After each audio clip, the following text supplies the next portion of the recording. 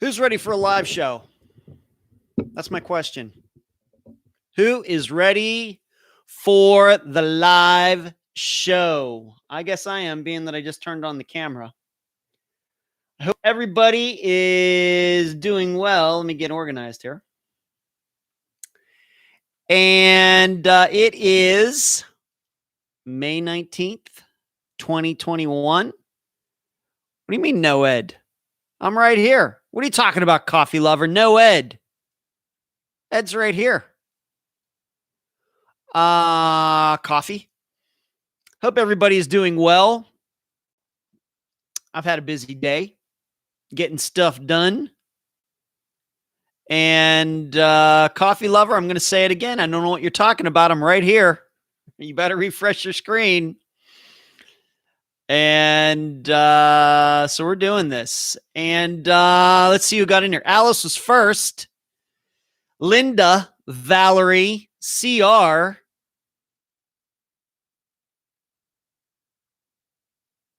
K-Dog, Suzanne. Is everybody not seeing me? Is everybody not seeing me? Got to refresh your screens or something like that, because I am on.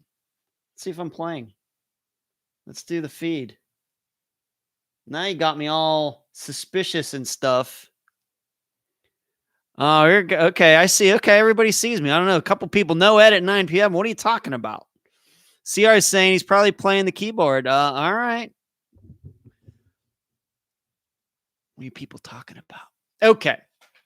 Because I was going to say everything looks good on my end. Don't get me paranoid. Don't do that. Okay. Let's see who's in here. K-Dog, Suzanne, Deborah, coffee lover who claims he or she can't see me. Delane, Kathy, CR, Raising, Melissa. Hello, Melissa. And Twinkle, and Jasmine, and everything. I see a mate. I'm a mate. I'll take a mate. Okay, Carol, Marlene getting in on time this week. Thank you, Marlene. Charlotte. I'm doing good, Alice. It's been a day. Got up. What did I do today? Got up and of course did some Unfound work. Then I will admit that I caught a couple rays for about 40 minutes. I don't know if you can tell. My face is a little red, maybe. And then I went over and played a little disc golf for about an hour and a half over at Taylor and ran into my good buddy Kevin, who runs the disc golf club over there, just by total accident. So it was good seeing him. And then I came home, took a shower, and I've been doing Unfound work ever since. I was actually supposed to speak to a very good friend of mine at 6 p.m. this evening, but she moved that call to tomorrow. And so I had time to get most of Friday's episode done. Also working on a couple interview outlines that I'm going to be sending out for future episodes. And then right before the show started, actually, I was playing a little bit of keyboards there. I actually videoed something, but it didn't come out very well. So I will not be posting it. But soon, still working on it. The tough thing about playing in this condo building is you got to keep the volume way down. Can't turn it up to 11. These go to 11. Got to turn it way down. And most of the time, I'm just playing with headphones on. Well, that doesn't help if you want to record something so people can watch and listen. So I have to turn the volume way, way, way, way, way down.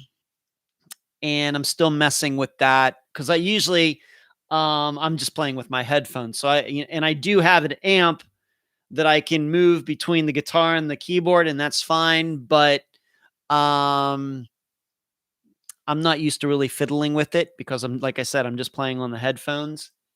And so it takes a little tweaking and stuff that I've not worked on. But I can see myself maybe making some videos of me playing here sometime this summer when I think I'll get good enough for everybody to watch at least a little bit. So that'll be fun. And so that's what was done yesterday or today. Yesterday I was on the phone a lot with, once again, some upcoming guests for the program. And what did I do today? I had ate some. What am I eating? My weight rate's still around that 180. Kind of hit a little bit of a barrier there at like 180.2. Have yet to see 179 when I get up in the morning. So a little frustrated, but we're going to keep working at it. I really haven't changed anything, but I'm just going to have to push a little bit more. But feeling good. What did I eat today? Wow, what did I have? I had some sausage. I had some capicola. I had some prosciutto all together. You can get those variety packs at Publix. I got one of those. I love that stuff. Because I have to, can't eat any carbs, no sugar. So I find myself eating a lot of meat.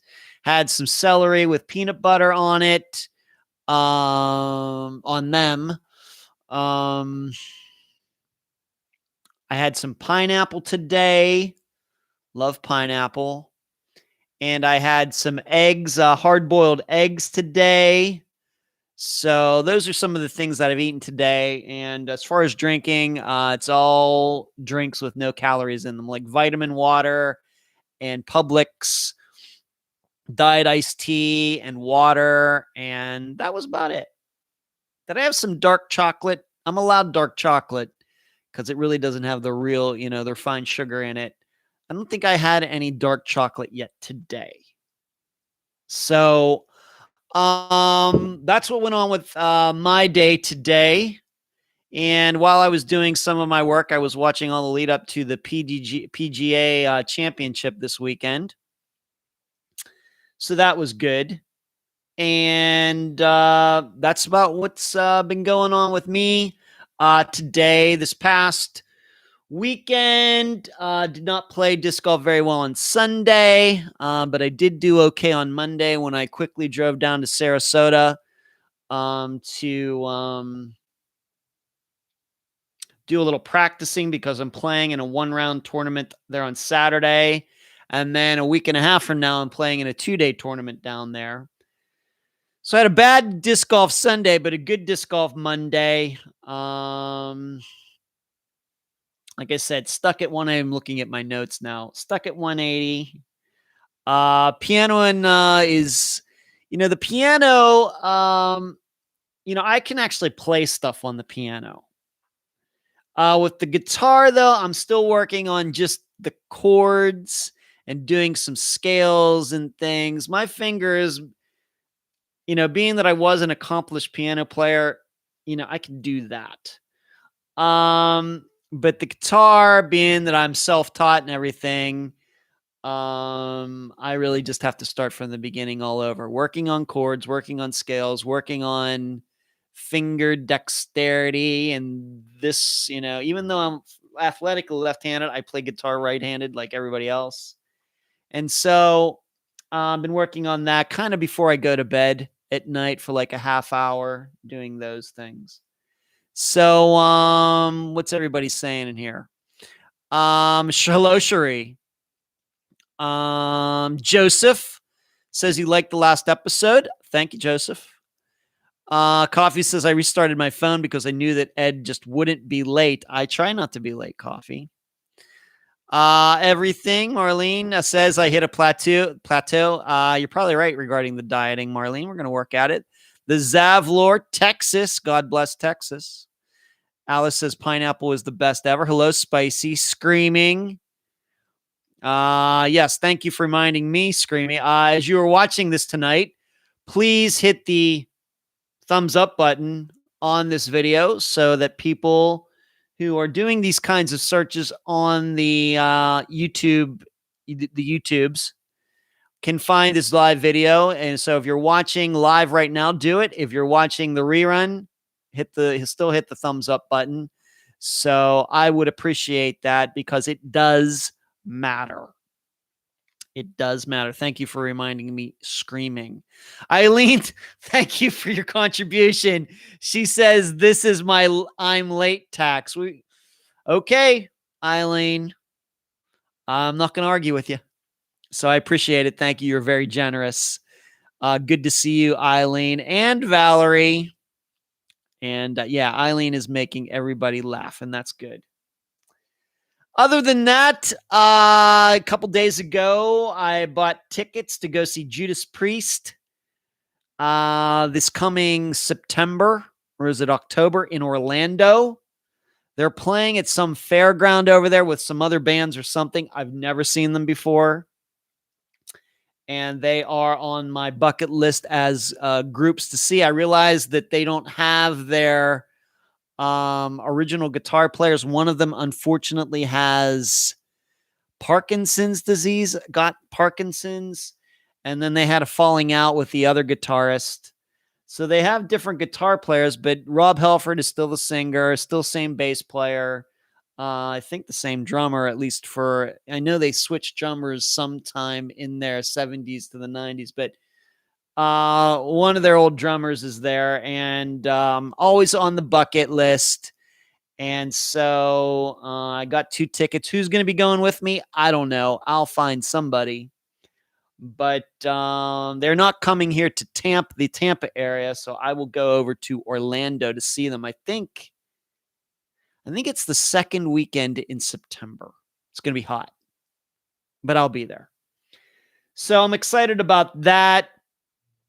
I'm going to be keeping a very close eye out for concerts that are going to be happening. I'm anticipating that a lot of bands are going to get back on the tour schedule very quickly because some of them, it's the only way they make money these days.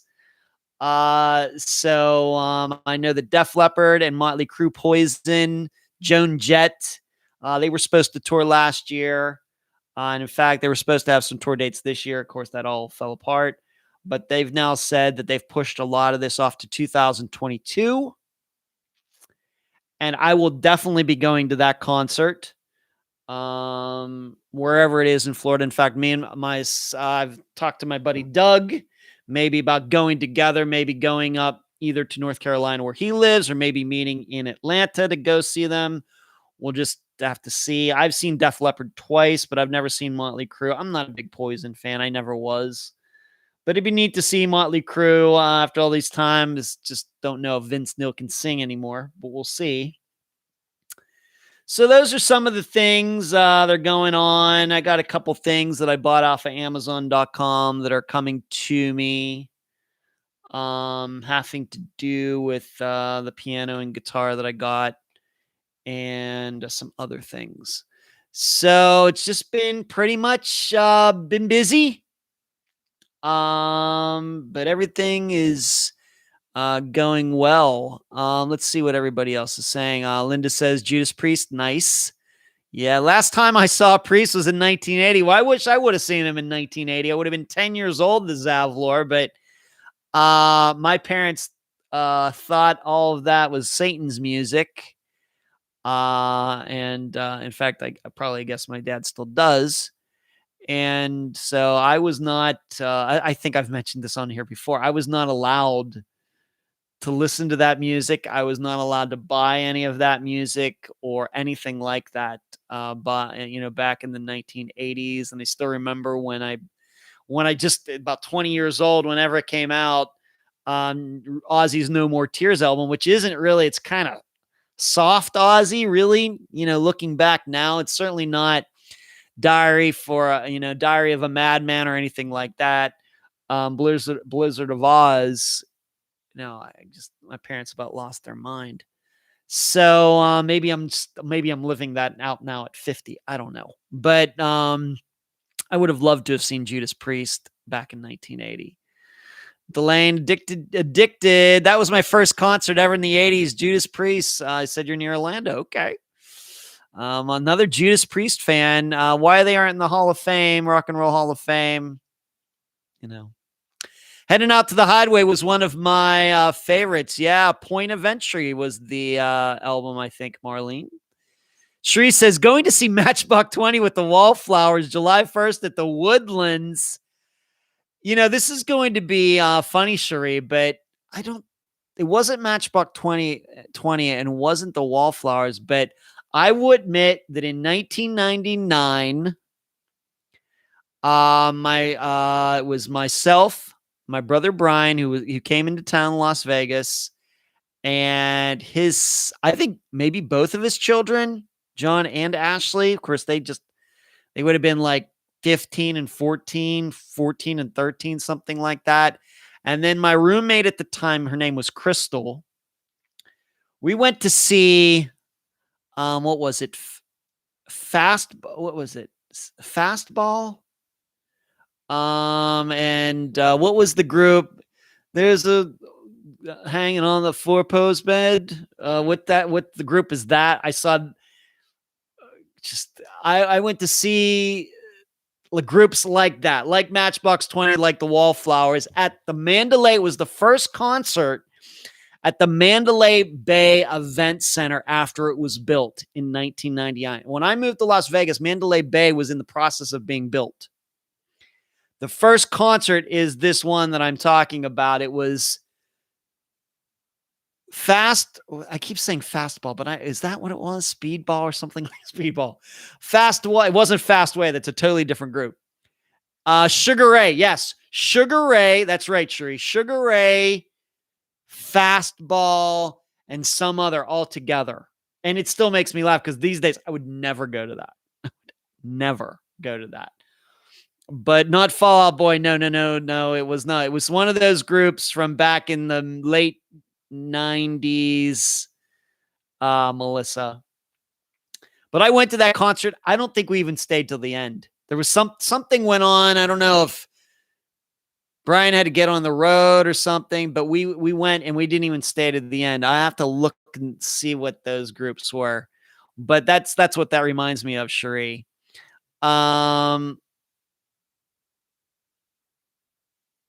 Delane says production is crazy. My husband in South Carolina, my husband is working nonstop setting up stages. Well, I hope he's getting the overtime, Delane. Linda says, I would love to see Def Leppard again. I saw them with Kiss in 2014, which is a spectacular show. And then I saw Def Leppard again in 2016, maybe. It was supposed to be with Tesla and Styx. But there was light. It was an outdoor venue. It's the amphitheater on the other side of Tampa, which is a great concert venue. There was lightning. Tesla couldn't come on stage, so they got bumped. And so it was just Styx and Def Leppard. And it was still really, really good. But it was really wild because the storm had moved through. It was dark. Concert starts, and there's all this lightning going on in the background, natural lighting, I guess, way in the background as the storm is moving away. And they're playing. It was spectacular. What a scene. But Def Leppard has been great both times that I've seen them, and I would go see them again. Linda says, my parents hated heavy metal, but I got my mom to love Twisted Sister. I love, little Twisted Sister is okay. Screaming Twisted Sister was in Pee Wee Herman's Big Adventure. I don't remember that screaming, but if you say so. Big D Snyder fan. The funny thing is, Twisted Sister did not really have that many hits. We're Not Gonna Take It.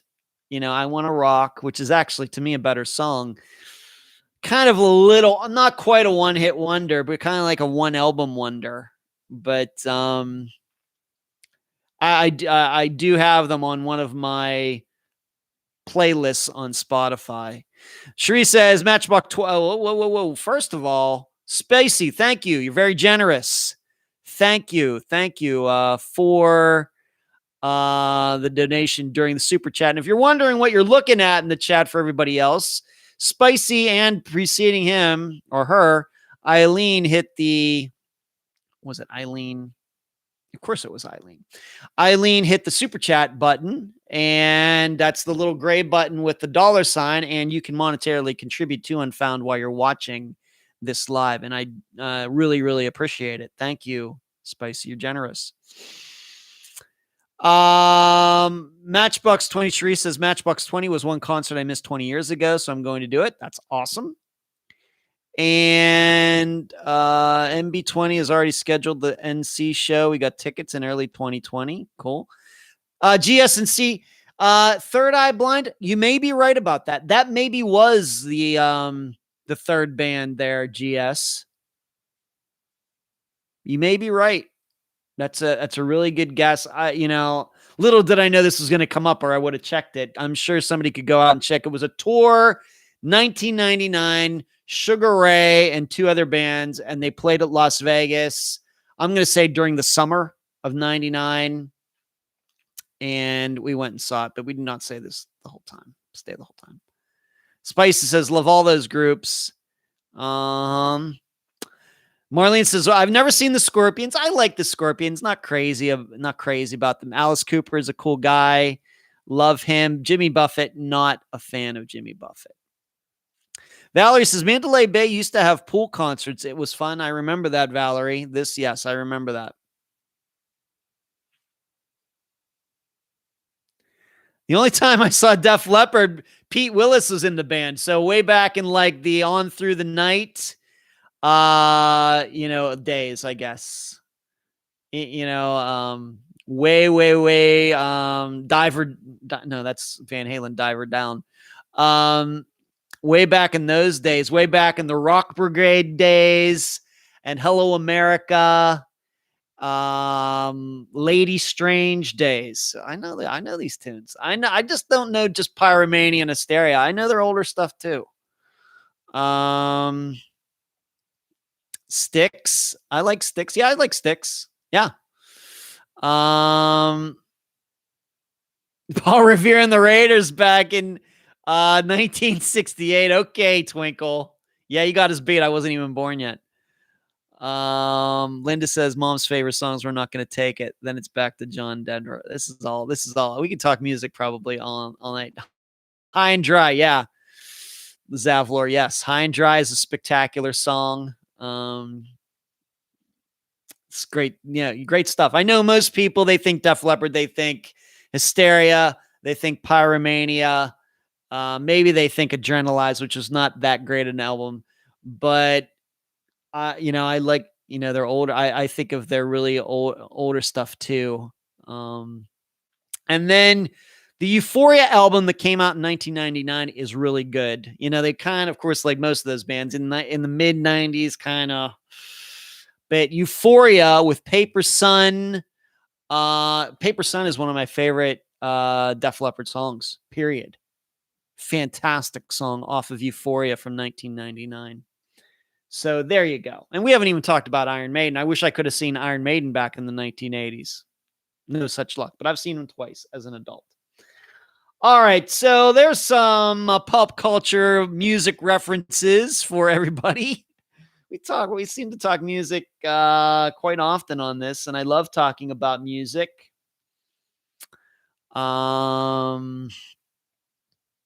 Love talking about music as long as it's not country music. I love talking music. Eileen, my daughter's friend had a Nirvana shirt on the other day, and I was so excited, and I said I saw them and then realized I'd become old. Eileen, I can remember the first time I ever heard Smells Like Teen Spirit. And I had that. In fact, I probably still do somewhere in this condo. I still have the original CD from like 1991 or whatever it was. I can remember hearing that song for the first time. And it was on Headbangers Ball on MTV on a Saturday night. And as soon as I heard it, I was like, man, I think music's changing. And it did. All those 80s bands kind of went out of favor. And then it was Alice in Chains, Pearl Jam, Nirvana, Soundgarden.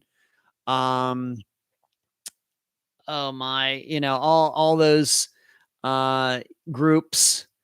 And, that lasted for a while. I liked those groups for a while. And then, man, that music is depressing. Man. And then, so eventually, kind of late 90s, early 2000s, I started, once like Napster came along, I started listening to a lot of the 80s stuff again. And I've kind of gone all over the place, but I always come back to that 70s and 80s rock because I think, it's fantastic. The musicianship, everything. Stone Temple Pilots, Ron Zombie. Yes, absolutely. That's right. Rob Zombie, 1965. Yeah. Yeah. Stone Temple Pilots, a lot of great tunes. Interstate Love Song is a fantastic tune. REM, that reminds me of my college days. They're kind of an 80s band, but that reminds like a big college band. So, okay. Marlene says, not a Buffett fan either. I wish I could have seen Iron Maiden Dio. Well, Marlene, Iron Maiden will be touring again eventually. They'll be back to the United States, not this year, maybe not even next year, but maybe 2023, they'll be back, I'm sure. You got to see them. It's fantastic. It's just crazy good. Yeah, I wish I could have seen Dio as well. Yeah, Nylene, Dave Grohl was on the drums. That's right, with Nirvana. It's hard. Yeah, that's true. Wasp. Never got into Wasp. Just a little too weird for me, I guess. Yeah. SDL speaking my language, Melissa. Yeah. Fishing says, ugh, enough of the music, not my choice. I know, Fishing. Sorry. Yeah, a lot of those 90s, singers, Chris Cornell, Scott Weiland, this lead singer from Alice in Chains, Lane Staley. Yeah, those guys, of course, Kurt Cobain, all dead. And it's amazing that all those 80s guys and, we're still around. It's just weird. But okay, enough of the music. I could talk music all night. All right, great. I love bringing that all. I could just talk all night. So let's move on to the items that I've brought to you for tonight's live show. As I usually do when we get to this part of the show, when we start getting into the actual content for this program, the Schaefer poll. And this is one of the closest polls in recent memory. And in the discussion group anyway. And some of the choices were Brian Schaefer was murdered at the Saloona, that he went off and started a new life, that he committed suicide, that he was murdered somewhere outside of the Saloona. And then a couple of you requested that I put there was some sort of accident. And so I added that to the poll. The number one choice, once again, I think it's by, last time I checked, it was by 2 votes. Brian Schaefer was murdered at the Saloona. That was the number one choice. Very closely followed by that he went off to start a new life. That was what the conclusions were, the most popular conclusions in the discussion group. Now, I will tell you, in the think tank, it was very mixed. But I will tell you this, I don't think anybody picked the choice that he was murdered in the Saloona. I will tell you, just honestly, it's just a little too complicated of a scenario for me. But so I did not pick that. Most of the talk in the think tank went toward the idea of some sort of accident. Maybe he was walking somewhere and maybe fell into a river, or, foul play, but outside of the Saloona, maybe, if you want to believe that Clint had something to do with it. And then, of course, some people also did pick the idea that he did walk out of his life. In the blog, I decided that Brian Schaefer actually committed suicide. I think that he did walk. He got out of the saloon some way, and I'm not going to go through all that again regarding the video. I did enough in that in the summation and then in the actual blog itself. But I think I have to admit, in the end, I know that Brian Schaefer's disappearance is very popular. We've talked about that. I talked about that, and everything else. The fact is, it's not that unique of a disappearance. It may be popular. It may have a couple elements that are unique, but the overall picture is quite common. Guy goes to bar, gets drunk, walks out, never seen again. It's kind of common. It's kind of common, and I would say that Brian Schaefer's disappearance is very similar to Jesse Ross's. Late night, young men doing a little bit of drinking and just walk off by themselves, not seen on video. Very, very similar. And it's interesting to me that a lot of people think that Jesse Ross did commit suicide, but then a lot of people in Brian Schaefer's case, which is kind of similar, hardly think at all that he committed suicide. So this is what I do. This is what I analyze. You make your choices. If we knew what happened, we'd just go solve it right now. We're not here to argue. We're just here to discuss. But as a guy who does this for his work, it's always interesting for me to analyze these types of situations. When I see two disappearances that seem similar to me, but then you, the audience, pick one choice over here and then pick a totally different choice over here. That's very interesting to me. What is it about all of that?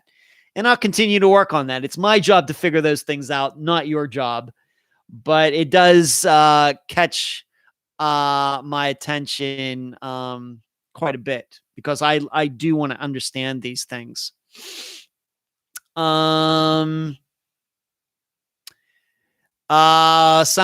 Black Hole Sun. That's a great tune. I'm more of like Rusty Gate or Burden in My Hand type of guy. For those songs. Marlene says, we have MTV Classics, and I was watching Mental Mania. That's fantastic. The Zavlar wants to know, did I buy the car? I did not buy a car, Zavlar. I still have my Hyundai Sonata, and just kind of put it on the back burner. The fact is, right now is a terrible time to want to buy a used car. Prices are just crazy. They're just crazy. So I'm just going to sit on my car for a while. There's nothing wrong with it, but I'm not certainly ruling that out. I think, of course, eventually, if I live to be 100, I don't think I'm going to be driving the same car when I'm 100. So eventually I will get another car. But the importance of it is kind of take a back seat for now. One of the tough things is that it's hard to coordinate selling your car and then buying another car if you need a car. It's part of it. Of course, we have Lyft and Uber and all that stuff, but that's hard to coordinate. And then on top of that, this car that I own is so problem-free. I've had it for 40,000 miles. All I've done is change tires and put oil in it. That's it.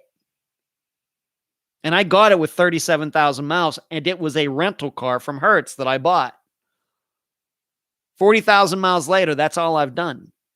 It's crazy. So when you have that and the car's paid off and everything, you start wondering, is this the smartest thing to do? And so that is also in my head as well. But I'm going to do it. It's just kind of taking a backseat. Like I said, one of the big reasons, used car prices are crazy. It's certainly a seller's market right now, and I'm not going to be involved. Eileen says she couldn't make the think tank. Thank you for reminding me, Eileen. Patreon.com/Unfound Podcast. If you would like to join us on Patreon, join Unfound, read the blogs at the premium level, take part in the think tanks, get some books, Unfound on the ground. Once again, patreon.com/Unfound Podcast. Deborah, Frank Zappa's parents were down the street. Love me some Stevie Vai, Deborah, but Frank Zappa, A little too weird. Most people don't even realize that Steve Vai got his big break playing for Frank Zappa back in the early 80s. Before, of course, he was with David Lee Roth, before he played with Whitesnake and did his solo stuff. He was a guitar player for Frank Zappa. Robert says, I'm friends with Ali Nagy's on Facebook. I feel for his family. Me too, Robert. His sister Charlotte. Yeah. Marlene says, loved your interview with Kelly. I listened to the podcast 3 times. Wow, 3. And it's 3 hours long, Marlene. That's 9 hours. Wow, okay. Okay.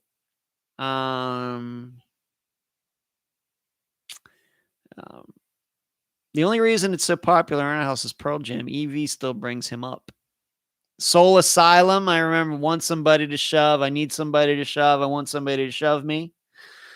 Yep, Soul Asylum. And Kristen, thank you for that. Once again, somebody else. Here's Kristen with a very generous super chat contribution tonight. Kristen cannot thank you enough. You're very kind, very generous. Thank you very much with the super chat. Eric says, hello to all, and I'm saying hello right back to you. Eric, thank you. Thank you for showing up. Speaking of Patreon, did my first audio blog. Once again, patreon.com/Unfound Podcast. Do not forget to give this video a thumbs up while you're watching, by the way. Did my first blog this weekend that was audio. So what happened was I wrote the Brian Schaefer blog. It was one of the longer ones I've written, which probably is no surprise to anybody. And it was over 4,000 words. And after I wrote it, after I proofread it, everything, I actually came here, microphone, computer, and read it, and then uploaded the file to Patreon. So now, if you are a Patreon member, you can either read the blog or listen to me read it. So it's like an audiobook, I guess. And you can always know that the written blog will come out sometime on Sunday, and then the audio blog will come out sometime after that. I found out in reading Brian Schaefer's blog, which, like I said, is over 4,000 words, that it took me about 25 minutes. So usually those blogs go 3,200 words, 3,300 words. So they'll probably be under 20 minutes probably in reading those. But that's, I guess, a good gauge for me for the future. In addition, I will be going back when I have time and reading the old blogs that I've written, going back to 2017 and reading those. That I guess in recording them, reposting them to Patreon, I think will give some of those old blogs new attention. And yes, I will read them even if those particular disappearances have been solved. So I just keep giving myself more work. So I did that for the first time this weekend, and that's what's going to happen. So this coming weekend with this episode, whatever I write, I will read it, record it, and post it. And I think this is going to be something that is eventually going to lead into turning the Unfound books that have been done and will be done into audio books too. But I'll get to that. That's a topic that's down my list here in a moment. The Zavlar asks, what are your thoughts on the Delphi murder? You know, Zavlar, I've talked about that a few times before. There's no cover up. No, there's no cover up. I think it's one of two things. Either one of those girls was communicating with who she thought was some young boy, and it ended up being this old guy who lured them there to kill them. Or this guy killed them because she took a picture and he was not supposed to be there that day. And so this guy decided, you know, I got to kill these girls because they saw me here. I think it's one of the two things. There's no cover up or anything like that. No. Marlene, yes, 3 times, not in one day. I could have used another hour extra at the end of Brian Schaefer. Okay. You're, of course, riffing on what I said if I had talked for another hour. Yeah, I could have talked for another hour, Marlene. Spicy, thank you for your contribution. And I love the little unicorn there. That's nice. Spicy. And I love not just Spicy's name, but Spicy even has his or her own logo. Special picture there. Wow. Okay. Thank you, Spicy. You're very generous. Thank you. What do you say we answer a question? Or I answer a question and you listen and watch. All right. First question of the night from Misty. Got this through an email earlier today. Misty, Misti, not Y. As you have previously mentioned, there is a large backlog of court cases due to COVID-19. Absolutely true. Do you think that some prosecutors might be more willing to accept plea deals in an effort to avoid going to trial? And or would some defense attorneys see this as an opportunity to get a plea deal for their clients for the same reason? Well, Misty, I guess it just depends on what kind of case each side thinks it has. I think with a defense attorney, if there's no body, maybe you take your chances. We have to remember, Misty, it's some of the trials that I've talked about. There are remains have been found. Andrea Bowman, Janelle Matthews, Austin Pivo. So those ones are going to be different from these others. That don't have any remains, at least as of yet. Tyler North, although I understand they found some remains and are doing testing on them. Kamisha Hollis, her man is up for trial, but her remains have not been found. So I think it just depends. But I think in general, if you're a defense attorney, and it depends what kind of case you think you have. And it depends on what kind of case the prosecution thinks it has. And what kind of deal that they can work out and how heinous the crime is. And, there's a lot of, there's a lot of different criteria, even though we have Austin Pivo, Janelle Matthews, and Andrea Bowman, even though all those remains and these three were obviously murdered and we think we have suspects, those three cases are very different. Very different. Whereas with Kamisha Hollis, Tyler North, and I'm sure one or two is escaping me off the top of my head, those are different. So it's just, I do not think that they're just because of if you're asking me if I think that they want to deal because there's a backlog, I don't think that's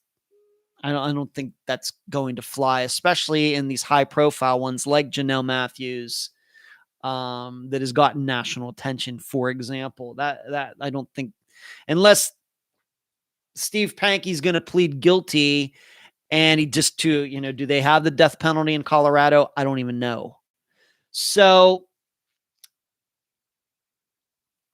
I don't think it's going to be more willing or less willing. The wheels of justice are going to turn slow no matter if we have COVID or not.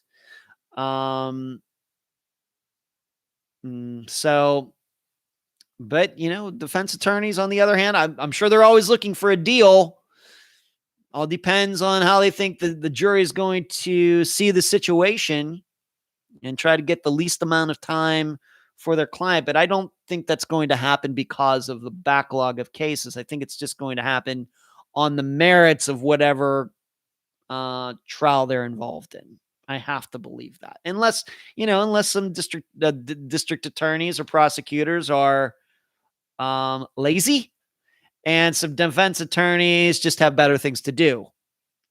But if everybody's going to do their jobs, then the only way there's going to be plea deals, I think, is if they just come to some agreement, but that'll have nothing to do with the huge backlog of cases. That's my best guess. Eileen says, I love this question. I've been thinking about this too. Cherie is posting the website, theunfoundpodcast.com. You should be going to the website because we have a lot of information there. And Natasha's doing a fantastic job. Of course, with, for example, Brian Schaefer's Disappearance, we have had a lot of material there that got posted there. But we've been posting quite a bit there. And that's what we're trying to do there. We want that to be a place where you can go there. You can do a search for whatever disappearance or episode that, caught your attention. You want to see more. So when you go to that one, it'll go to a specific page. You'll be able to listen to the episode and then also be able to scroll down. And if there are any pictures, there are any maps, any links to YouTube videos, any sort of paperwork from the police or, anything else, you can find it all right there. And in fact, for Friday's Disappearance, this coming one, that page has already been created, and I'll be talking about that later. So, Misty, there you go. I hope that answers your question. To reiterate, I think if everybody is intent on doing their best jobs, then I don't think we're going to have a lot of plea deals due to backlogs of cases. Eric, would the DNA of someone receiving a blood transfusion then dies be altered for identification purposes of identified in the morgue? Wow, that's a lot of...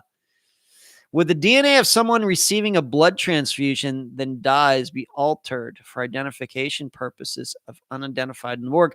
I've heard about this, Eric. I know that within the last 2 years on this very show, I talked about a guy who got a blood transfusion, and when they tested his DNA, it tested out to be the person that he got the blood from. Pretty sure. So I think if you Google that, Eric, you may find that story. But I'll have I'm not a DNA expert. I'm not a science expert. I did not do very well in chemistry. So it's probably above my pay grade at this point. But I did talk about something like that, a real life situation with a guy who, like I said, was it a blood transfusion or did he get an organ donated from somebody or something like that? And his DNA was partially this other person's. Eileen says, I've heard it only tests that way for less than a week. That was not what popped up in this story, Eileen, but like I said, Google guy's DNA changes on Google. Man's DNA changes after blood transfusion or something like that. Yeah, there you go. Bone marrow. Thank you, Blaze. A bone marrow transplant. Thank you, BA. Transfusion. Bone marrow transplant. Yeah, so that's it, Eric. They're posting it right down there. Some guy got a bone marrow transplant, and that changed his DNA. Other than that, I really don't know what to tell you, Eric. Once again, not a science expert. Yeah, please look into that, Eric. I think that'll maybe partially answer that'll certainly get your attention and probably partially answer your question.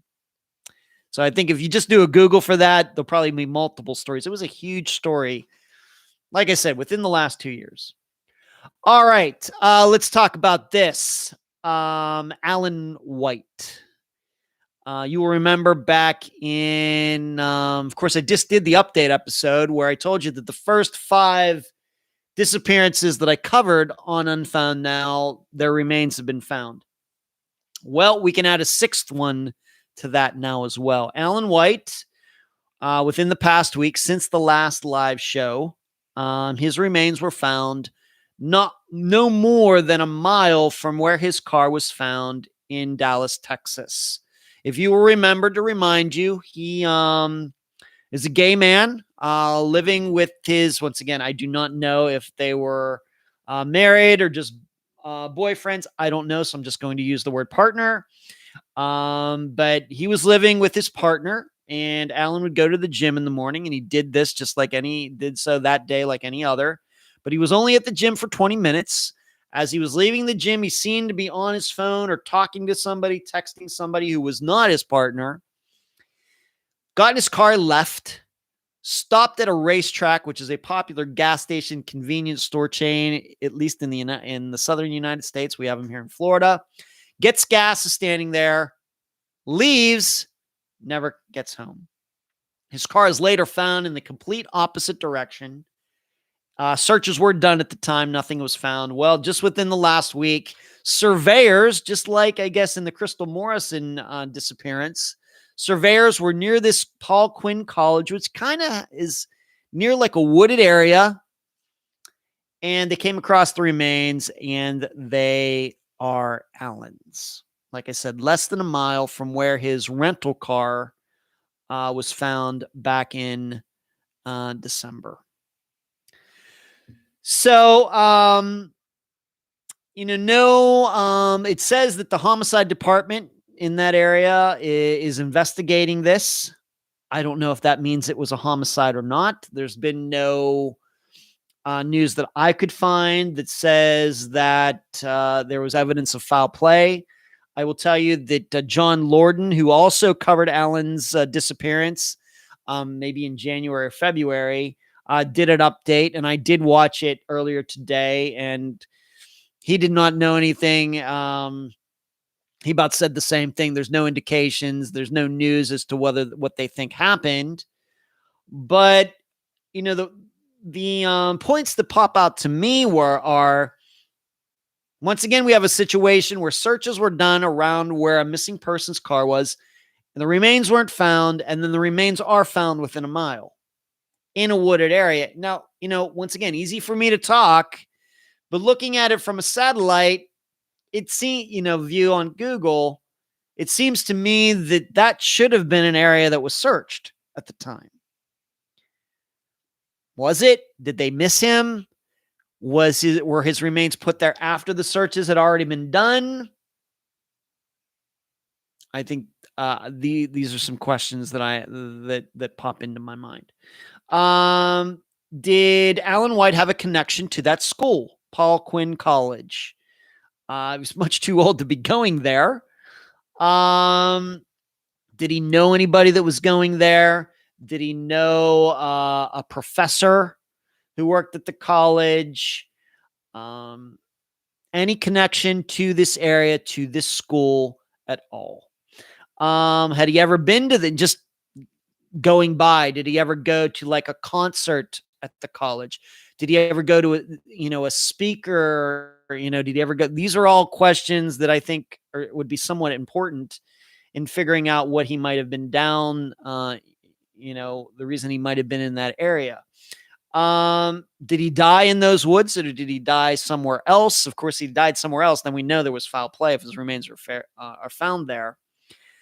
And I'm sure many of you, maybe even before I did the Unfound now, or maybe after you watched it right here on the Unfound Podcast Channel, that there are these thoughts out there, these rumors, conjecture that was he going to meet? Was he having a rendezvous, a love rendezvous, a sexual rendezvous of some type that morning, even though he had a boyfriend, he had a partner, they're living together? Is it possible that he was meeting, chose to meet somebody else through texting or one of these apps, and something went wrong? That he drove down there and it was maybe a college student, and it was a setup. Or maybe it wasn't a setup. Maybe this was consensual and something just went too far. So he wasn't necessarily lured there. The person who he met was not planning to kill him, but then killed him for some reason. So these are a bunch of questions. Could this be a hate crime? Did somebody... because Alan was gay, did they know that he was gay? And is this a hate crime? Did they want to kill him because he was gay? Is it once again, through an app? Some person gets on there pretending to be gay to have a get together with some other gay man, and that person lures that gay man somewhere and kills him. That would be a hate crime. So I'm sure they're looking into all of this. On the other hand, this might be a suicide. There's nothing that I've seen in the public that that says otherwise. I think it's all up in the air right now. I told you back at the time, and I think I've talked about it since, and I did mention Alan during the update episode. I think I did. That what caught my eye, just as a guy who has gone to the gym, was working out, and has worked out, to get up at whatever it was in the morning, 5 a.m, to only go to the gym for 20 minutes. That doesn't sound right to me. This does not. I could see if it was after work and he stopped in there at like 6:30 in the evening just to get a quick jog in for 20 minutes. Maybe it's raining out or something. Stop into the gym, at least cure your conscience. Okay, I went to the gym today. Yes.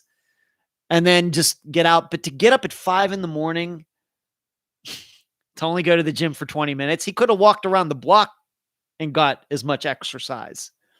Tells me that there was something going on. That's what it tells me. But okay, so Alan White's remains were found. So now of the 10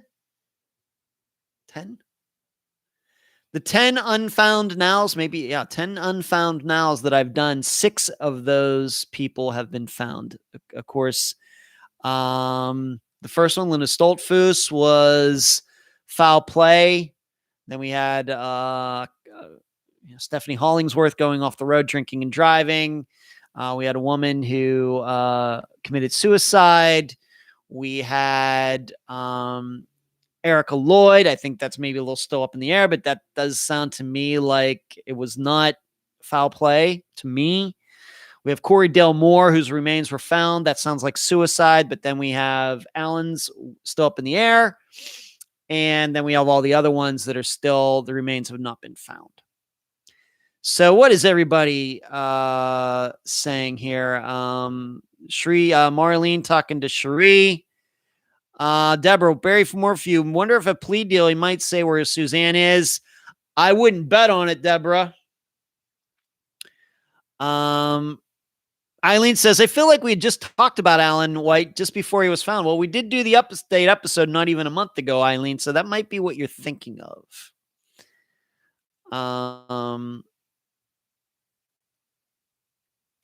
Cherie is I agree with Cherie. I think that Barry Morphew is going to deny it to the end. I agree with that.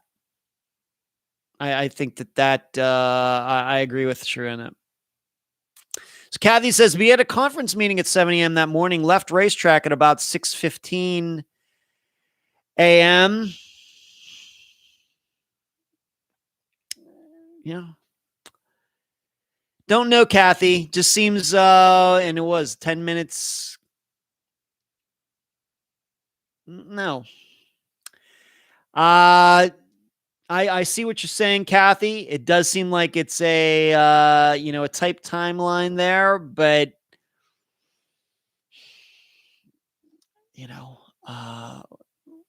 how do I put this? Some people find ways to have sexual rendezvous in 10, 15 minutes. That's not what I've done in my life, but that's what some people do. So we can't rule that out. I mean, the way I think about it, Kathy, is that all he would have had to have done is get home by about 6:45, jump in the shower real fast, comb his hair, sit down. I'm not even sure if it was a video conference or just an audio conference. I'm not sure about that. So it still does leave 20 minutes for fun. Some people do that, Was it just a wooded area? Well, it's the college is there, but if you look at the satellite view, Coffee, a lot of woods behind the college, what I would call behind, to the kind of like the northeast of the college, and that's where his remains were found. Maybe he was in the underbrush, could be, Coffee, but like I said, Once again, we have a situation where searchers were in the area, don't find them. Surveyors in the area not looking for them and do find them.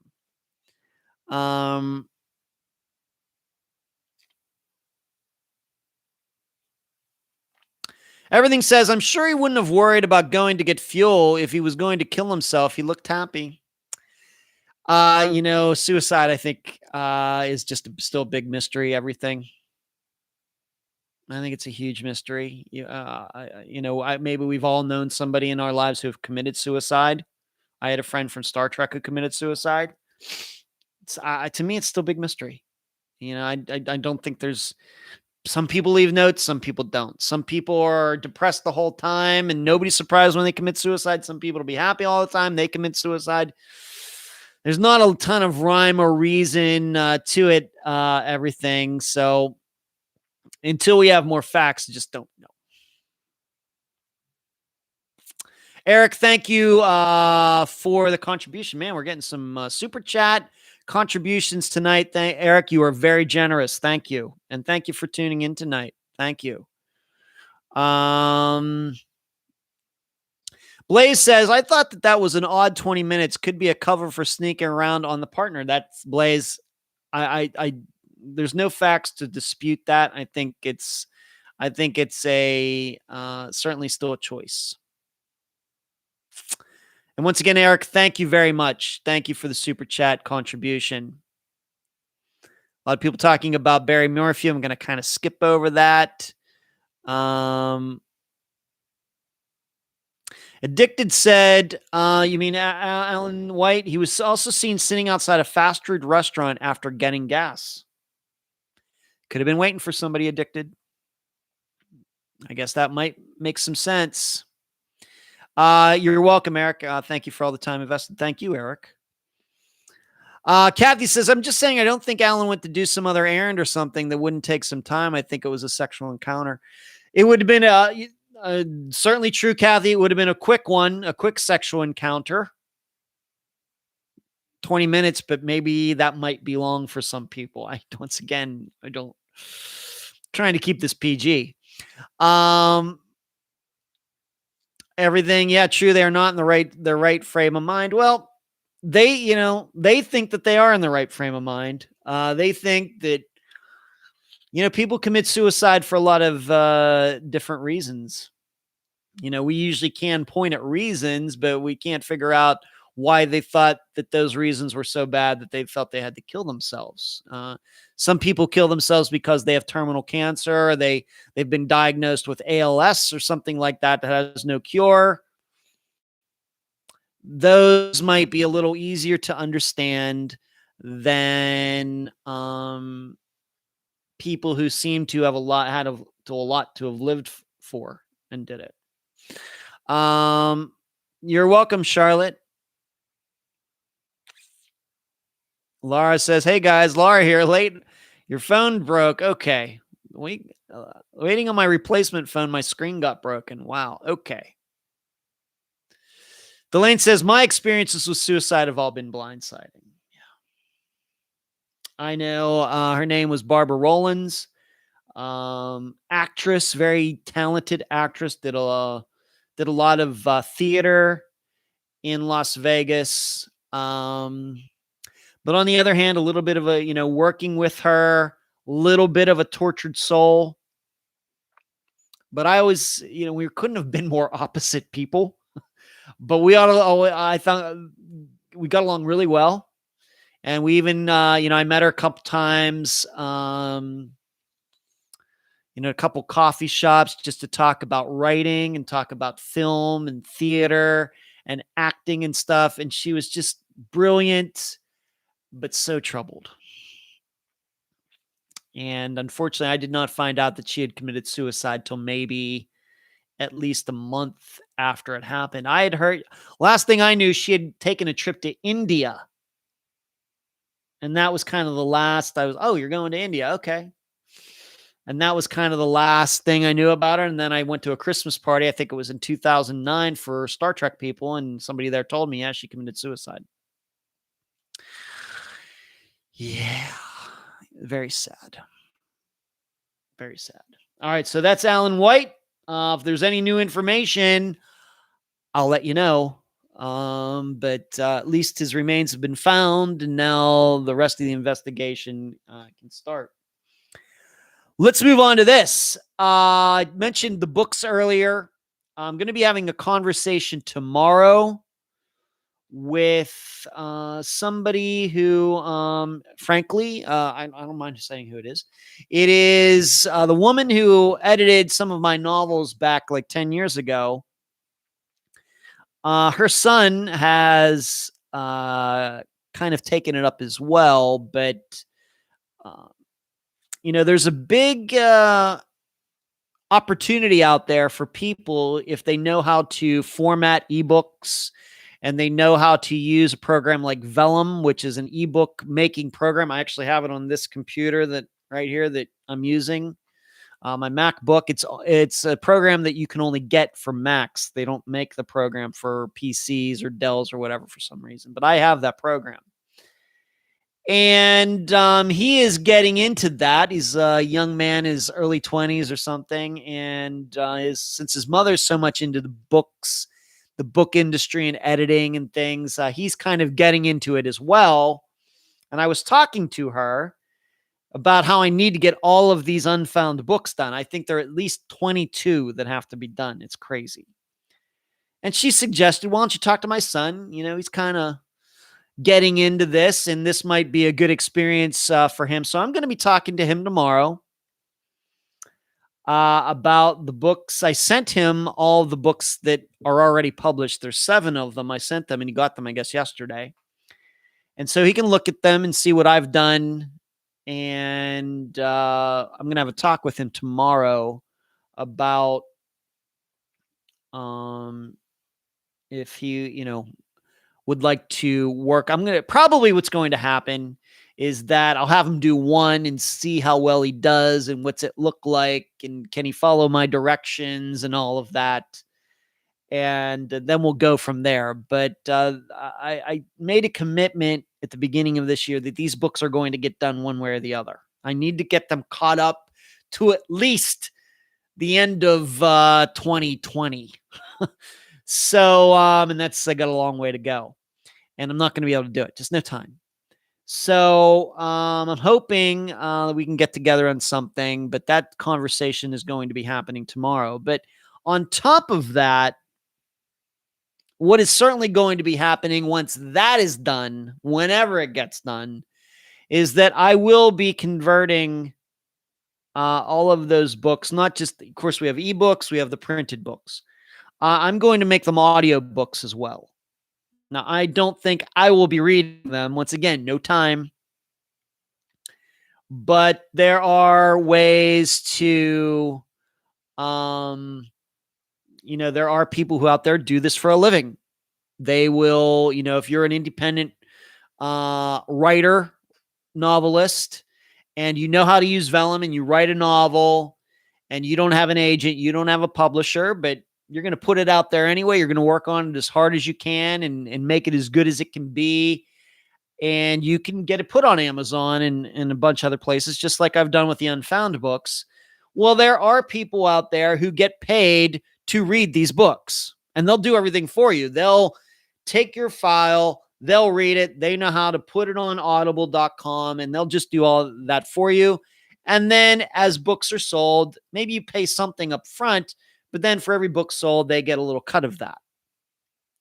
So that's definitely going to be getting done too. So first of all, the conversation tomorrow has to get done. And then eventually all of the books have to get done. Like I said, at least 22. We already have seven, or maybe like this, seven.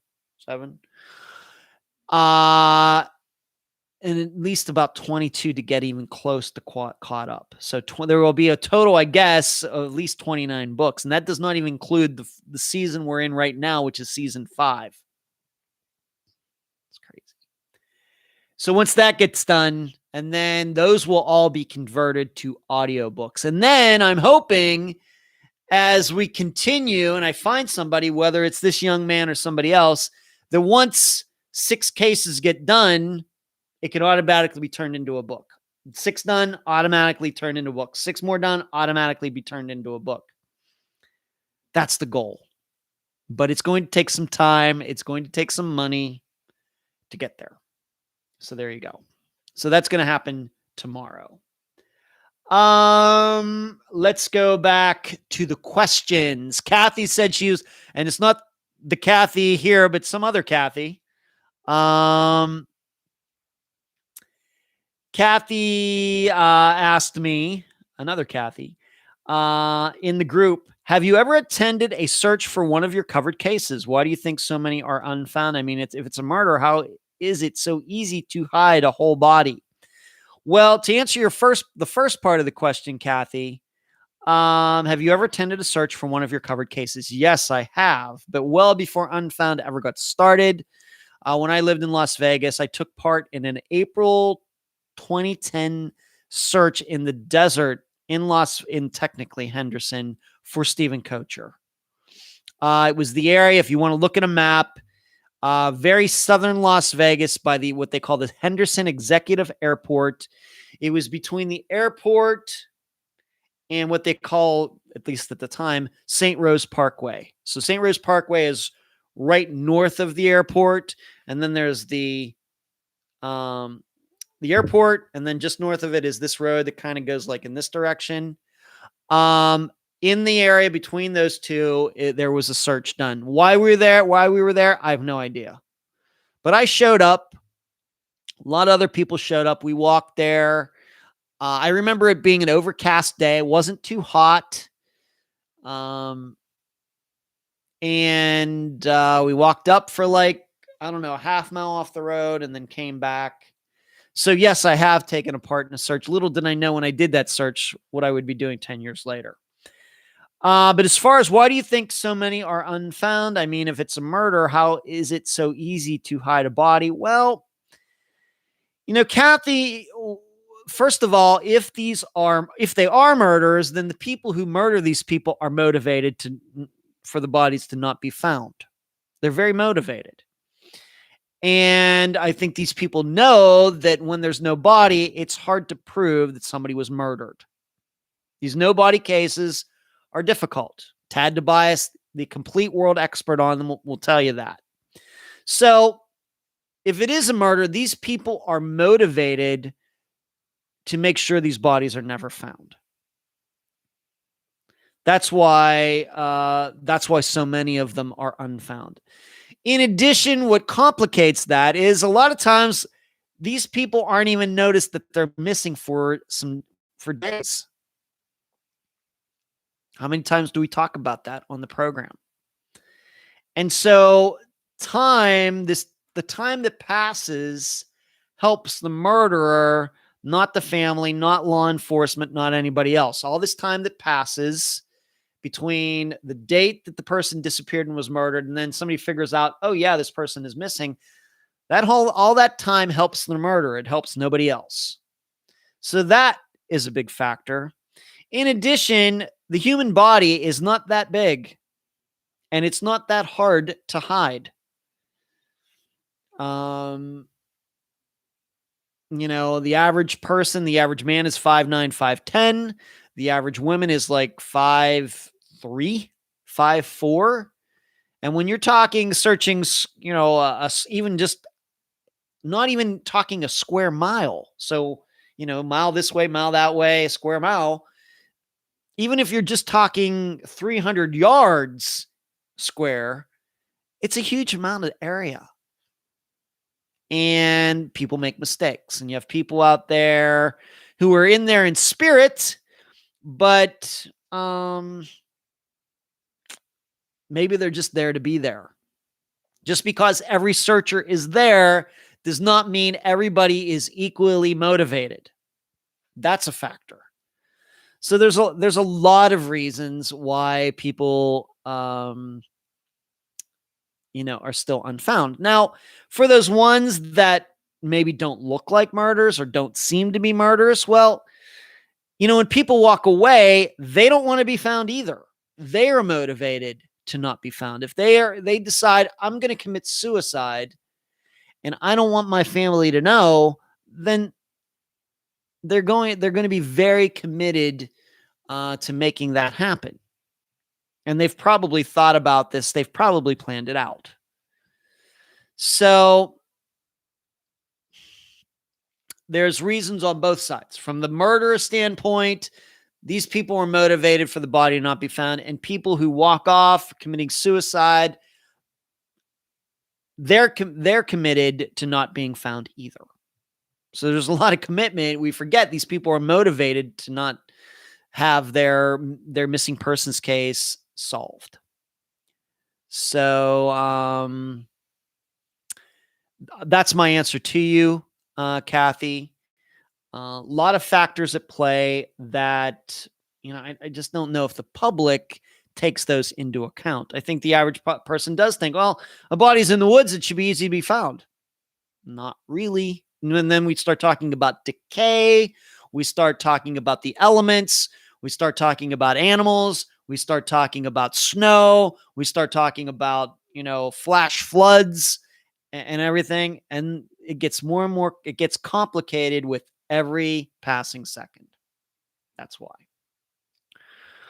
All right, let's move on to this. Something else that I'm going to put out there, something that is on my to-do list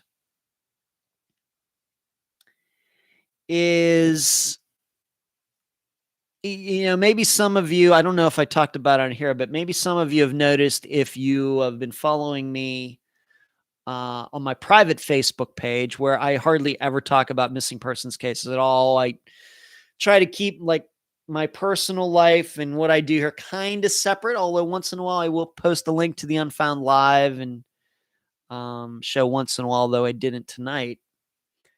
You notice, maybe you've noticed that I've made quite a few mentions recently of the movie Moneyball. And in fact, I had these credits for Audible for some reason. And I was able to download for free the book Moneyball, and I've listened to it twice now. And I'm a baseball fan. I'm not an Oakland A's fan. That's what Moneyball is about. But what catches my attention regarding Moneyball, sabermetrics, how the Oakland A's figured out a different way to evaluate players, I think that this can be applied to disappearance cases.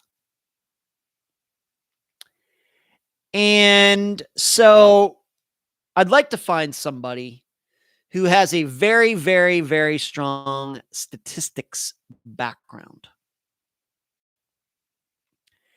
And the job would be to go back through all of Unfound's cases and start doing statistics on each of them, a bunch of parameters, not just how old the person was or the time of day or the year or anything, but really maybe, really, really get into the numbers. How many days did it take from the person going missing until the report was found? How many of these disappearances has the person disappeared with his or her cell phone, with his or her wallet? Really, really, really get deep into the numbers. And of course, that would require listening to all of the episodes again for somebody, or for the first time, maybe. And so, because I think I've talked about this before, I think that there is a way to statistically break down these disappearances to the point where we can start predicting the people who are going to be only missing for a couple days, and then those people who are going to be missing for a lot longer, if not forever. I believe in the statistics somewhere there is a pattern, just like they were able to find it in the Oakland A's using statistics that nobody else was using. They were able to find baseball players that other teams were not interested in, who were actually good. And that's how Moneyball got started. That's sabermetrics. And that's basically how baseball players are graded today. It's been a huge change in baseball over the last 20 years. And so what I would like to do is bring a Moneyball type of mentality to missing persons cases. Well, the only way to do that is to really break down these disappearances in a way that nobody ever has done before. Way more complicated and detailed than NamUs, for example. And so I'm just putting that out there, just throwing that out there. And that is going to be something that is going to be a priority as well. I got a lot of priorities going on, people. A lot of priorities.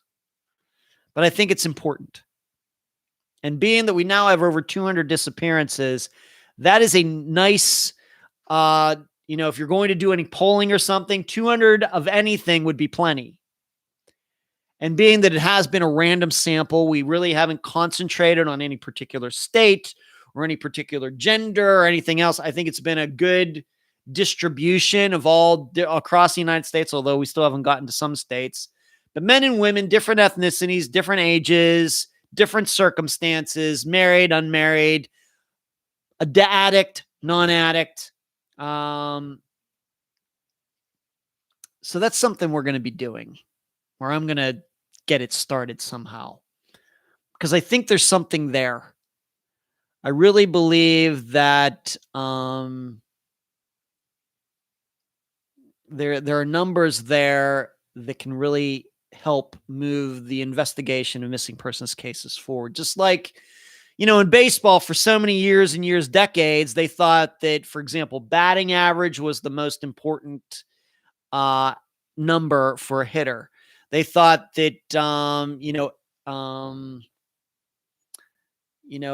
ERA for a pitcher was the most important number. Well, now, being that we now have computers and can really take a look at all these things, actually, those are not the most important numbers to be able to tell whether a hitter is good or not, and whether a pitcher is good or not, or a fielder is good or not.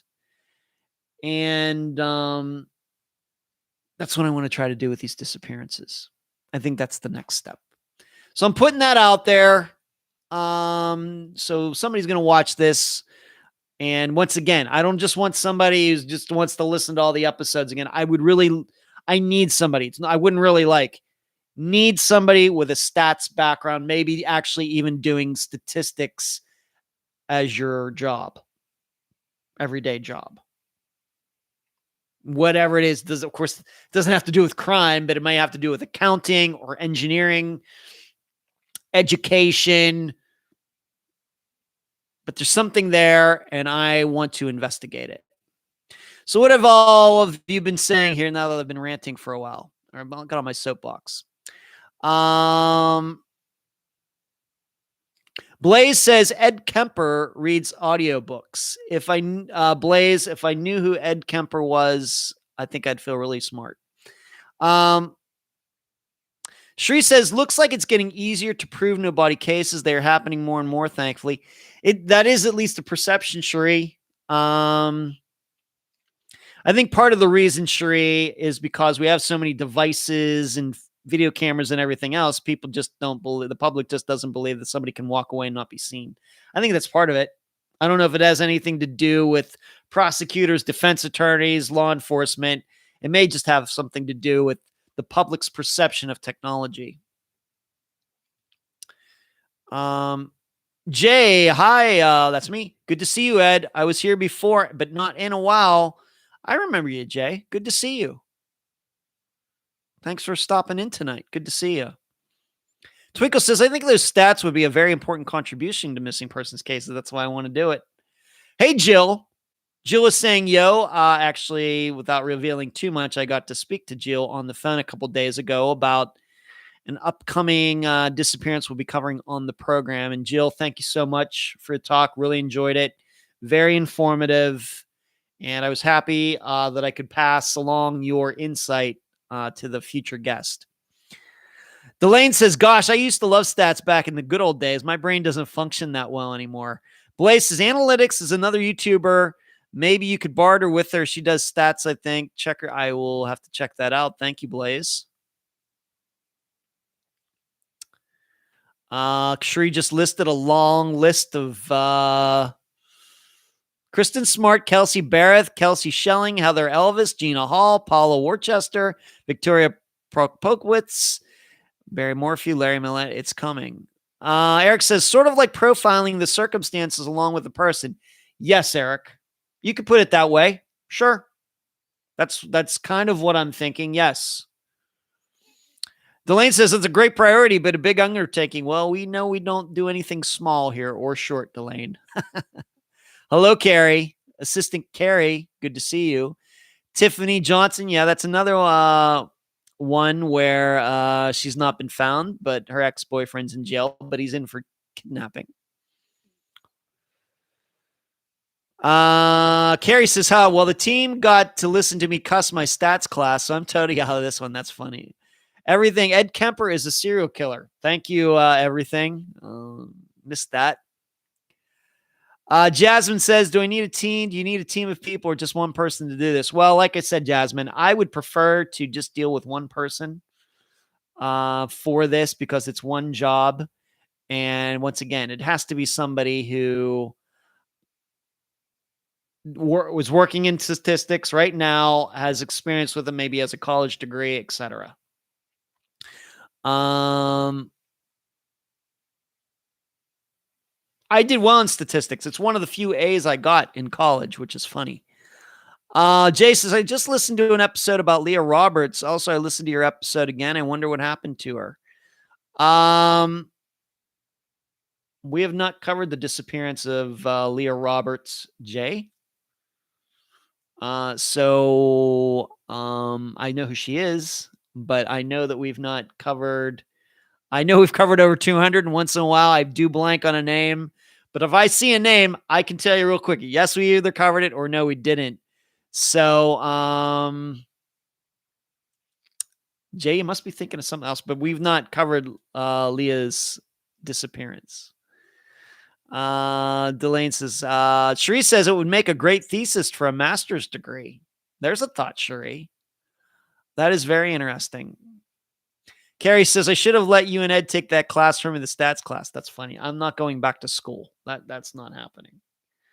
As soon as I graduated for college, I was like, not going back. Not getting a master's, not going to law school, not doing any of this stuff. I'm out of here. Jill says, what about a dissertation for a PhD? Yeah, that would be good too. That's a good idea. That's Jill. That's a great idea too. All right, let's move on to this. So I'm putting that out there for the first time tonight. That's the first time I've ever talked about that publicly. I'd like all of you to send your thoughts and prayers to former guest Nancy Galloway, Troy Galloway's mother. She was on the program way back in 2017. You remember that her son, who is a military veteran, disappeared from Sonora, California. In fact, just within the last couple of weeks, I talked about how they're going to drain a lake in that area. Well, Nancy starts her cancer treatments. Was it today or yesterday or tomorrow? And she seems to be in really good spirits. I've spoken to her a couple times through Messenger over the last month. But she is beginning the full-blown I guess chemo, etc. And so I hope you will all keep her in your thoughts and prayers. And I know maybe even some of you have talked to her since she's been on the program, talked to her about her son, Troy. I know some of you are friends with her on Facebook. So I think that she would enjoy getting a message from you, to lift her spirits in, the very tough time. I'm hoping that she pulls through. I think a lot of most people who, as long as they catch the cancer soon enough, can recover. But it's very, very, very difficult. I think we all know that. So,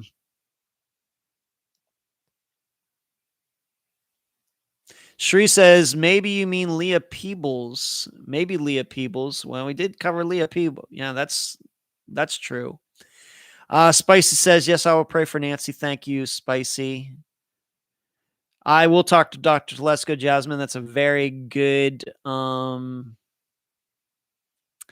good idea too, Jasmine. Blaze says, I saw a very cool use of cell phones in a search for Suzanne Morphew. They were all using an app. When they walked, it showed on the screen. Then you could tell what areas were missed. Yep, I'm familiar with that, Blaze. Angela, thinking like Jasmine. Great minds think alike. Kathy says, Sheree Lee Robert was on Disappeared. She went missing in Washington. Right. Her car was found. I remember it. So, Jay, I'm just not sure that, we haven't covered that one. So maybe I'm just misreading what you wrote there. If you are friends with her on Facebook, and let her know that, you're thinking of her. Like Nancy a lot. Like her a lot. Talk to her. She's one of the guests who I've talked to probably the most since she has been on the program. I would have to say that Joyce Rivatuzo. I don't know if Joyce is watching tonight, but probably Joyce Rivatuzo or Lisa Kassoon, of course, as well. Of course, I met her in person many times. Probably those are two of the guests who I've talked to the most since they were on the program, but Nancy's up there too. So I'm hoping she pulls through. Jay says, yeah, I probably mixed you up. Sorry, I get down too many crime rabbit holes. Don't go down those rabbit holes, Jay. Well, if you're going to, make sure you leave breadcrumbs. And lastly, in the items section of the show tonight, Megan Lancaster, they just released a age progressed video of her, age progression video.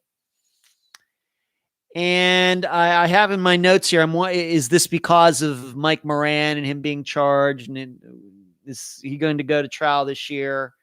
Could that be the reason? Maybe. But I posted that in the group, what the age progression photo looks like. I did not know that it was going to be coming out. Katie, her sister-in-law, the guest for that episode, did not tell me that it was coming out, but I posted it so all of you could see it. And we'll just have to see, I guess, see eventually if that has anything to do with Mike Moran and his trial and everything else that's going on in the Columbus, Portsmouth, Ohio area. Debbie says, did anyone notice the way Brian Schaefer had his hand in the pictures with his mom and dad? Yeah, he's doing this. He was given the rock symbol. Debbie, he was doing this. This is if you're Vulcan. This is if you're into heavy metal. And that's what he was doing. This was something that Ronnie James Dio, I think, first made popular. And he got this from his mother or grandmother, who was Italian, who would do this to ward off evil spirits. I remember I saw an interview where he was talking about this. And this is what Brian, I at least twice, I know what you're talking about, Debbie. He would do this in those pictures. Why he did that, I don't know. Just something to do, just something funny. But yes, I did see that. I'm not sure what to make of it. So the Megan Lancaster age progression video. Let's move on to this. I have another question, and then I'll go into a couple news items. You're already talking about Suzanne Morphew, so I think I'm going to skip that one. But Lorenzo asks me, I was listening to a podcast about a young woman that worked at a motel, and they blindfolded her, then let her off, abused her, and killed her. Yet no one said a thing for 26 years. Is it me, or do these criminals have no remorse for their crimes and somehow can live a life, etc.? They do have no remorse. I'm reminded, I've talked about this YouTube channel before. It's called Active Self-Protection, hosted by John Correa. And what he does is he takes security videos of shootouts and attacks and analyzes them. And he's a self-defense expert, and he shows what these people did right, what they did wrong. He also gets access to police officers' badge cams for shootings and explains to the audience what was going on. And I really love his channel. I think he does a fantastic job. And I would say that he releases a new video every day, and I watch him. But one of the points that he always makes in those videos, for example, like what Lorenzo's talking about, woman's working at a convenience store, guy comes in, jumps over the counter, starts beating her, opens the cash register, takes all the money, and maybe shoots her or hits her again, before taking off. And what John says is that one of the biggest misconceptions, we have is that criminals think like we do. That, for example, they just want the money and they're not going to do anything else. As soon as you start thinking that way is probably the time you're not maybe going to notice the seriousness of a situation. And they do. These people just think differently than the rest of us who are law-abiding citizens.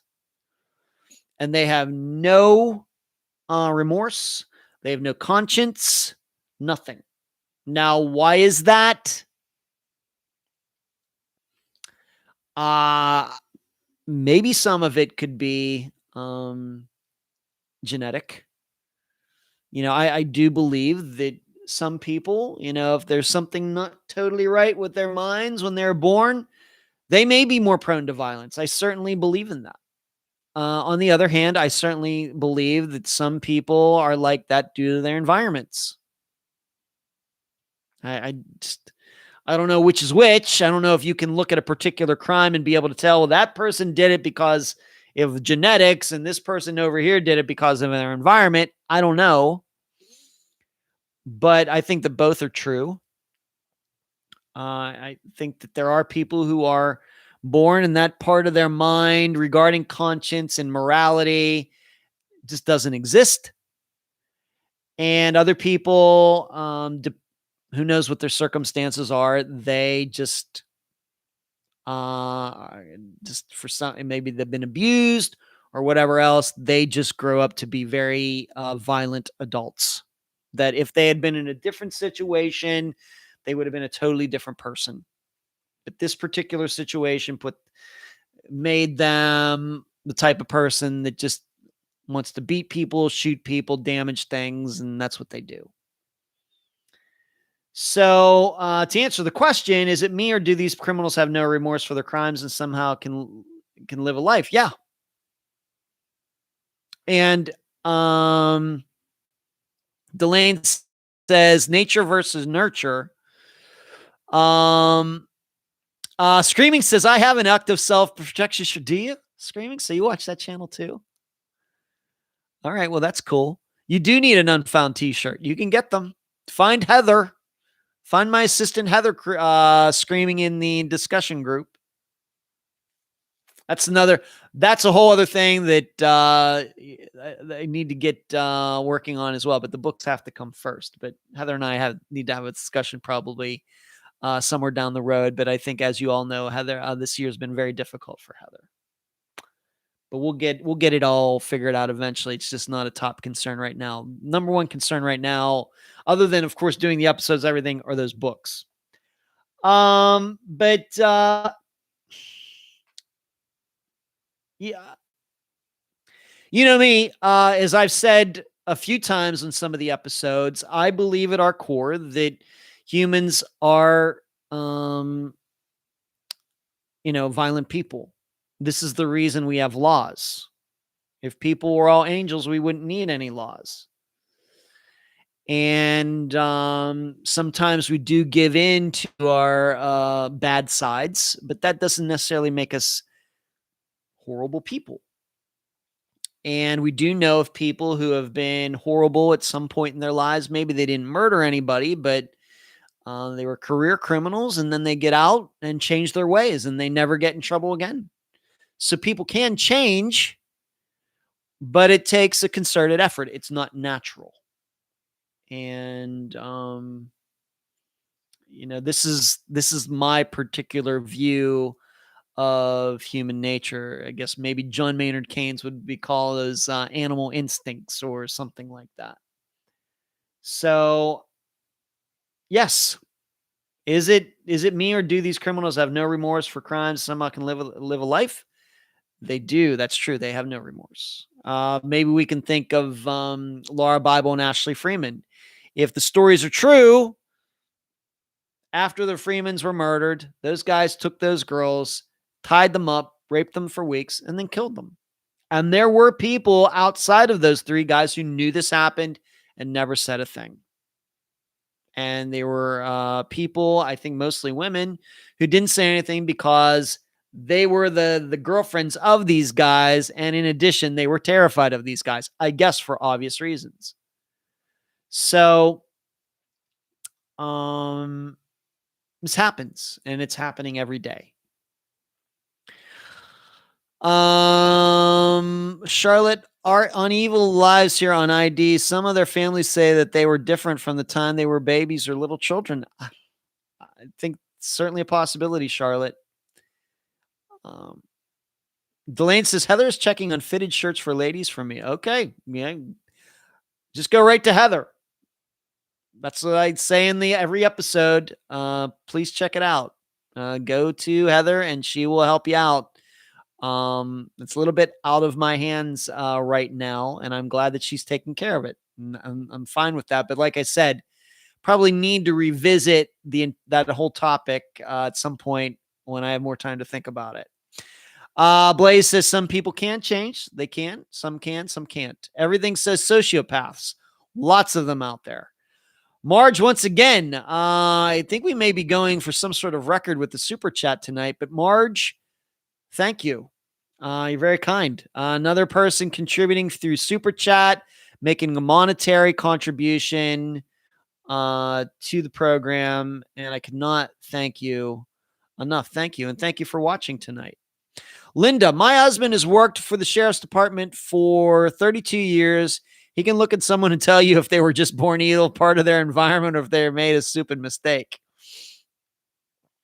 Okay. That's interesting, Linda. Kathy, sociopaths are very hard to reform. My adopted brother is a sociopath. You've mentioned your adopted brother a couple times over the years, last couple years, Kathy. Sheree, that's why people are fascinated by it. It's a small, distinct part of the population. I love the little animation we got going on there with Marge's super chat contribution. Look at this little being, alien flying around on that rocket. I love that. That's pretty cool. Marge, thank you. Thank you so much. We try to do a great job here. Thank you for recognizing it. Thank you.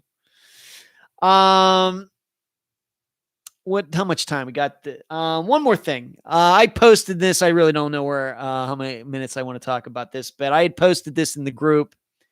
These parents in Phoenix who, because they wanted to get their car back or truck back faster, they claimed that their child had been kidnapped in it. Yeah, this does not cause the public to take missing persons cases more seriously. And I'm hoping that these parents are going to be made an example of. I'm not, I don't know if they can go to jail or anything, but maybe they can. Filing a false police report, maybe. I don't know. But just terrible. But what it did remind me of, for some reason, is, do all of you remember the Balloon Boy hoax from Fort Collins, Colorado? Do you remember that? That was 2009 that happened. I went and looked that up today. The parents, Richard and Naomi Heene, Heene, that it was a hoax. They wanted to get a reality show. And so they thought that they could draw attention to themselves by, pretending that their son was up in this, and then they'd get all this attention. Then people would want to, do a TV show and everything. And This is what is so horrible about reality TV. I remember when it became a thing, like I guess Survivor might have been be the first thing we might call reality TV. And, it's all just gone downhill for there. Too many people will just do anything to get attention, get on TV. It seems like every day we get closer and closer to Stephen King's book, The Running Man, where the movie with Arnold Schwarzenegger, Richard Dawson, was I've read the book and I saw the movie. The movie doesn't even touch what Stephen King wrote in the book about game shows where people would put their, really, really put their lives at risk. And it just seems to me like day by day, we get closer and closer to that. People will do anything for fame. And, so kind of for me, it went from this car theft, these people lying about it, say their kid was kidnapped, to thinking about the Balloon Boy hoax, to then thinking about how all of this has happened over the last 20 some years of people seemingly do anything for fame. It's just disgusting. It's just disgusting. Eileen, Balloon Boy, I'd forgotten about him. Marge, you're welcome. She says, thank you for all you do. Marge, you're very welcome. Thank you. Thank you. And Spicy, once again, Spicy, thank you. With the little, looks like Tweety bird there. That's kind of cool too. I like that one. Thank you, Spicy. You're very kind. Eileen says, Balloon Boy, I'd forgotten about him. Well, I'm sorry to remind you, Eileen. Blaze says, yes, Balloon Boy, the father was very weird. You don't say, Blaze. Jay, the worst part is the Weather Channel. Instead of weather reports, they do reality shows on truckers and miners. Yeah, I don't get it. It's all horrible. That's why I really just watch Columbo reruns and Star Trek reruns, Jay. And Three's Company reruns too. I love Three's Company. Jasmine says, yes, I remember the family got in trouble for that. The Real World on MTV, that was another reality show. Horrible. Just completely horrible. Look up the internet historian's video on Balloon Boy. It may not have been a hoax. It actually might be poor circumstances and bad journalism. Well, I don't know what to tell you, Chemoth, because I was reading about it today and the parents admitted that it was a hoax. So that's coming straight from, statement with their quotes. So I don't know. It seems the internet historian may be just ignoring what the actual people who did this said. But thank you for the contribution, Chemoth. Thank you. You're very generous as well. Thank you for watching. Jasmine said the dad got 90 days in jail. Oh, the Balloon Boy. Okay. Charlotte says, I love Three's Company too. Three's Company. It's best with Chrissy though. Yeah. I liked all of them. I don't know what was going on with Suzanne Summers back then. Just, of course, now that we see how the way she is now, marketing all these things and everything else, maybe now we know what was going on back then.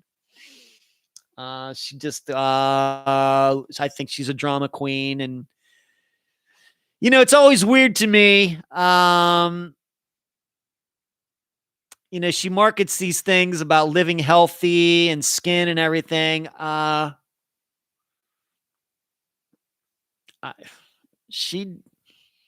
am I supposed to put this? She does not look like maybe the type of person that should be doing that. I'll just leave it at that. Maybe that's what went wrong back in the 1970s. Because I hear, of course, John Ritter passed way before his time. But I've heard nothing ever but good things about him. He's like the easiest guy to work with. Fun, good. Came up in a very famous family. Remember, his father was Tex Ritter, but was not full of himself. Funny, talented, good guy and everything. And then she just becomes a drama queen. I don't know. All right. She said she was underpaid. Well, John Ritter was the star. He obviously didn't think that he was underpaid, and he was sure as heck funnier than she was. She was only on there for her looks, and really, I never found her that attractive. The women, the actresses who came after her, I thought were way more attractive than she is or was. Blaze says, I've started to binge watch Australian detective shows. Interesting. No Suzanne Loud updates. I've not talked to Mary recently, Jay, but not to my knowledge. Yeah, not to my knowledge, Jay. Yeah. Sheree says she played the dumb blonde. No one cared about her acting abilities. Yeah. I don't know. I still liked it after she left, so what do I know? All right. This Friday, we will be covering the disappearance of Teresa Woolard. Last name is hyphenated. TOWNE Woolard. WOOLARD. This is a disappearance that is on Megan Lionez's website, charlieproject.org. I'm wondering if all of you noticed that change. I changed it because on her Facebook page, she changed her last name. She is married now. Her last name is Lianez, Lianez. Her last name is not good anymore, Goode. So that's why I changed it. She changed it. I changed it. But on her site, you will find this disappearance. She disappeared from Burton, Michigan on December 11th, 2016. Her sister, Laura Toth, is the guest.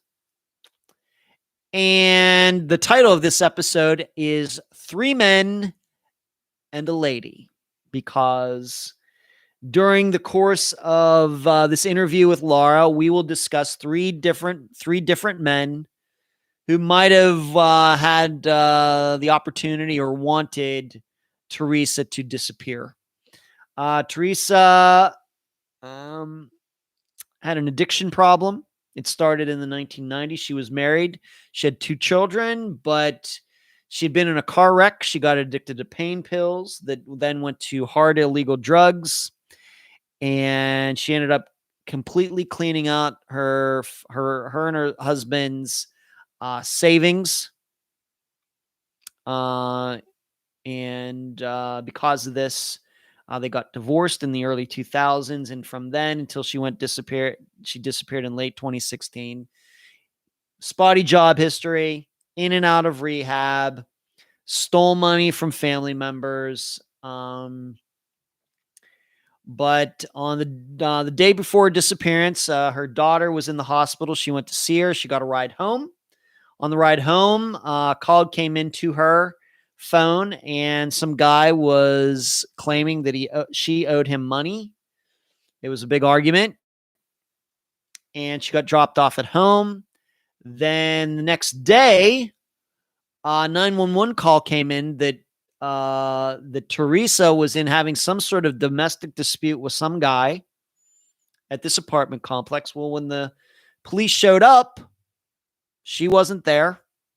And witnesses said she walked. They didn't seem to know anything about the 911 call, but they said that Teresa and a man left the apartment walking west along the street. Well, because this apartment complex has a reputation of drug activity, prostitution activity, etc., the police just didn't take it seriously. They never got back in their cars and drove west to see if they could track Teresa down, even though this was a 911 call. She was never seen again. Something else, though, that we'll be talking about in this disappearance that is the kind of the good side of this is you're finally going to get to hear about some good private investigator work. You know me. You know what I've said about this particular profession. You know my attitude toward it. But I also want you to know when I think that I see good PI work, I'm going to let you know about it. And if I can get paperwork and everything to show you what it looks like, I will do that. Well, we have it in this particular disappearance where luckily one of Teresa's sisters worked in an accounting firm. This accounting firm had a relationship with a private investigator agency in the area have to skip tracing or something like that. Laura will explain it in the interview. And the family got this private investigator agency who had no experience in missing persons cases to look into it. And they did a good job. Now, of course, over 4 years later, Teresa's still missing. But when you see, if you go to theunfoundpodcast.com, the website, and go to Teresa's page, which is now posted, Natasha's already started on that, you'll be able to download 2 PDF files of the reports that this private investigator agency did for the family. And you'll get to see how they delineate who they talked to, what this person said, on and on and on. And it was so good to see something like that. It's been a long time since I've seen any high quality private investigator work. So it was good to see some in this particular case. So you can go to theunfoundpodcast.com, download those 2 PDF files if you'd like to see that for yourself. And then when you read them, you'll be able to, of course, follow along a little bit when the episode happens on Friday. This isn't a very long episode. Obviously, it's not over 3 hours long like Brian's, Schaefer's. I think it's about an hour and a half to an hour and 40 minutes. But once again, Teresa Woolard, Burton, Michigan, December 11th, 2016. Her sister Laura Toth, Toth, is the guest. And the episode is called 3 Men and a Lady. So I think that is about it. Coming up on that 2-hour mark. So what did we do? I talked a little bit about disc golf this past weekend, coming up this weekend. Talked a lot of music tonight, concerts that may be happening, bands that we like. Talked a little bit about my piano work that I'm doing, guitar practice. Judas Priest concert coming up later this year. My weight is stuck right at that 180 level, but I think I'm looking pretty good. But I do want to get into the 170s. Talked about the Brian Schaefer poll, the Brian Schaefer blog, now doing the blogs in audio as well. Alan White, his remains were found. Talked about the books, the statistics project. I'd like to get started somehow. Nancy Galloway, Megan Lancaster. I know a lot of you were talking about Suzanne Morphew. We talked about the Phoenix parents with the car theft. Took some questions from Misty, Kathy, and Lorenzo. And then finally talked about this Friday's episode, the disappearance of Teresa Woolard. That's all I got. Thank you to all the super chat people tonight. Man, that was just crazy. Thank you. There are no words, but thank you so much. Please remember to give this video a thumbs up before you're done watching, and you will hear me all on Friday. And then some of you will see me again on Sunday evening for the Think Tank. Patreon.com/Unfound Podcast. If you're a PayPal person, paypal.me/Unfound Podcast. That's all I got. Good night. Thank you for watching. Thank you for giving myself, my assistant, Unfound, the entire Unfound family, some of your time tonight. Spicy, thank you for the $2 going out. Thank you so much. Game over. That's right. Game over, man. Game over. Good night.